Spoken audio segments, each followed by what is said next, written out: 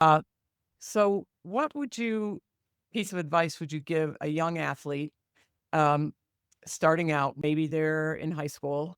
One of the things I've seen a little too often, more in individual sports, I'd say, than uh, a team sport, is they get burnt out too early.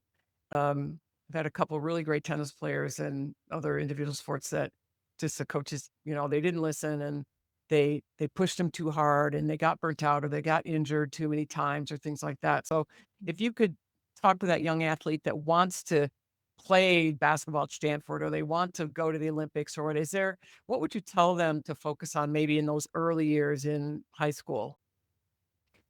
Well, I think that I think number one, I would say focus on their skill development and to work on fundamentals and you know work on things that necessarily sometimes they're not good at, and to really identify what your real goals are, and to write your goals down and to put them on an index card and like tape them by your mirror so you know what your goals are, and then you have to figure out what your commitment is. And not to be, I personally think it's good to play more than one sport, but you one of the things I learned from a great coach, a great mentor, and a great friend. He was our Olympic coach for the 1984 track and field. I think it was Brooks Johnson, but rest is not a four-letter word. Get a break from your sport, do other things, and that's one thing I think as a coach that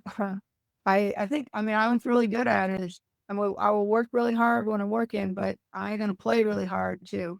And so I was always like, would get away and, you know, in the summer or go water skiing or go snow skiing in the winter, take trips. And then I would come back and be well rested and 100% and focused and need variety in my life. So, I mean, I think young people play more than one sport. So you're not just doing, the same thing over and over and have fun, do things that are fun. And you're not playing for your parents. You're not playing for your coach. You're playing because you like it.